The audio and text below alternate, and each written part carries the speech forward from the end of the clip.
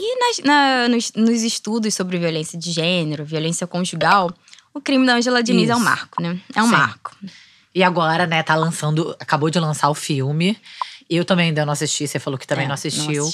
E tem bastante críticas, né, porque eu acho que rolou uma hipersexualização da Ângela muito forte. Todo mundo sabe que ela era uma mulher linda e subversiva, à frente do seu tempo. Não sei como é que a gente, né, pode falar isso sem entrar em estereótipos. Mas, assim, uma mulher que que não era uma domada, né? Recatada e que cabia daquele formato esperado naquela época social. Mas que o filme parece que teve um olhar hipersexualizando a Ângela. Meio que assim, coitado, né? Ele lidar com aquele furacão. Não deve ser fácil, né? Acaba que reforça até os argumentos que o advogado de defesa lá defendeu do Wall Street, né? Sim, mas fala, aí você chegou no crime, você tava nesse universo querendo estudar sobre isso. Tava nesse universo, aí o que acontece também? Com o Código Penal de 1940, que é promulgado, todo esse debate, essas discussões jurídicas, psiquiátricas sobre esses indivíduos que cometiam esses crimes, né? O que eles eram, se eram… Né, se tinha alguma patologia, alguma normalidade, o que eram esses indivíduos, se eles tinham que ser inocentados ou não. E lá fora, assim, na França, principalmente, que influencia muito aqui, né, assim, nos saberes, no código. Inclusive, essa perturbação dos sentidos, ela vem de lá, do código de lá. Então, assim, né, tudo muito, muito, muito próximo. Lá já tinham mudado o código e eles não inocentavam mais, eles atenuavam a pena. Então, o que ficou, né, decidido no Código Penal de 1940.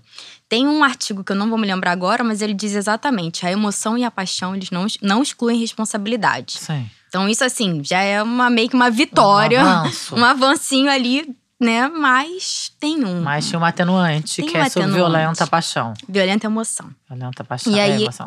E assim, é uma redação de um artigo que é literalmente assim: o indivíduo, ele pode ter a pena reduzida, se eu não me engano, de 1/6 a 1/3 se ele cometeu o crime por uma violenta emoção ou impelido por motivos de relevante moral ou social, seguido de injusta provocação da vítima. Quando eu olhei aquilo, eu falei, cara… Isso aqui dá brecha para muitas coisas. O que é um motivo de relevante moral e social? Tudo dá brecha pra muitas coisas. O que é um crime cometido por violenta emoção? Porque é justamente o que eles estavam falando antes, né? Sim. Ele teve uma violenta emoção naquele contexto, então ele perdeu ali o senso, né, um senso crítico de ação, de controle dos seus instintos, matou. E aí era muito comum assim também, né, nos crimes passionais, e que isso acaba também passando por outras gerações, de que os indivíduos, eles cometiam um crime e depois eles tentavam se matar. E aí, quando você vai no monte dos documentos em si, não tem nenhuma cicatriz, não tem marca de nada. Então, eles falam que tentaram se suicidar depois, mas sequer tem uma prova. Então, eles só falam. Tentei me matar.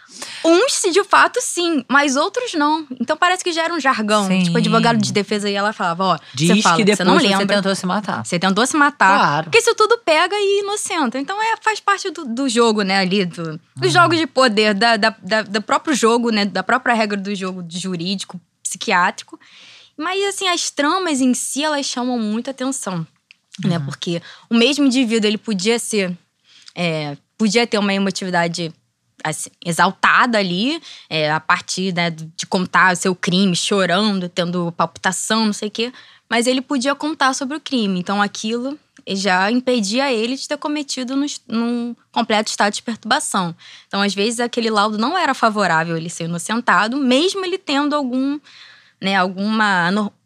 anormalidade do ponto psíquico ali, do ponto da emotividade. Então, assim, todos esses elementos, eles eram levados em consideração em cada caso por si. Então, era literalmente, assim, muito impreciso, né, a categoria. Sim. E aí isso abria margem para serem inocentados, serem condenados. Mas é importante a gente sublinhar aqui que teve esse saber, né, legitimando, né, uma determinada categoria de pessoas que cometiam crimes por conta da sua constituição física, psíquica e por conta do ambiente externo, né, de uma deflagração de alguma situação. Então, né, isso está validando. motivações causadas por isso. Sim. Ponto, né? Isso é inegável, indiscutível. Claro que não posso dizer que a partir disso todos os homens foram inocentados por conta da psiquiatria. Não, porque eu vi que vários não foram, né? De fato que o laudo não era favorável, mas existe uma produção de sentidos que valida a ciência poder dizer, né, que pessoas mataram por conta de uma emotividade exaltada. E assim, todos nós temos emotividade. Todos nós temos se matando toda vez que eu tô com as minhas emoções exaltadas. Exatamente. Por que não se comentava na época? Por que eram crimes cometidos por homens? Sim. Por motivos muito próximos, muito parecidos. E que a gente vê até hoje, que um feminicídio é um crime, né, cometido por homens… Contra mulheres, pelo fato de elas serem mulheres. Pelo fato de elas serem mulheres. E na esfera amorosa que isso fica, né? Até a Elisa comentou assim, falou: amiga, eu acho que você devia não falar mais esfera amorosa. Porque não é amor de jeito nenhum. Eu falei, é verdade, amiga, você tá coberta de razão. Eu falo esfera conjugal agora, que eu acho, assim. Ou relação íntima. Porque realmente eu acho que a gente precisa abominar esse tipo de vinculação, né? Entre esses comportamentos e amor. Entre crime e amor. Porque sabe, não pode ser. Sim. Não pode ter. E aí você chegou a estudar o caso da Ângela? Cheguei a estudar, assim, a Ângela, né? É um caso que não foi pra psiquiatria, né? O Doca Street, ele não foi, né, assim, considerado diagnosticado, alguma coisa assim. Mas foi uma outra estratégia jurídica utilizada, que é a comoção da mídia, né? Que é essa legítima defesa da honra também, né? E isso é muito interessante, porque crimes passionais, eles eram um conceito utilizado na época, mas ele não é tipificado em Código Penal, como é hoje o feminicídio, né? Tá. Ele não era tipificado, então você não se reconhecia legalmente esse crime, né? Ele era um conceito utilizado e, né, ali no tete-a-tete, né? No aí, discurso. Antes de 1940, a pessoa era absolvida e depois ela atenuava poderia ter atenuado a pena. E a legítima defesa da honra ali também, né? Ajudou muito a atenuar diversos casos. Uma coisa que, assim, eu não posso afirmar, mas eu tenho uma hipótese também, é de que a legítima defesa da honra, ela servia mais também a indivíduos de classes médias e altas. Sim, com certeza. Até porque instrução de advogado de defesa, quem pode pagar advogado de defesa? Sim. E o do Doca Street era um hipernome da advocacia. Então, isso tudo também já chama atenção, né? Ele, se eu não me engano, né? Ele tinha parado e foi julgar esse caso assim a pedido.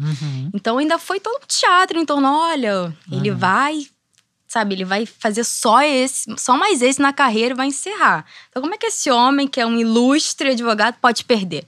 Não pode, né? Então, assim, todas essas questões também são interessantes da gente analisar. Porque será que um advogado de defesa de um indivíduo ali que não pode pagar, então pega qualquer um da Defensoria Pública e tem esse mesmo…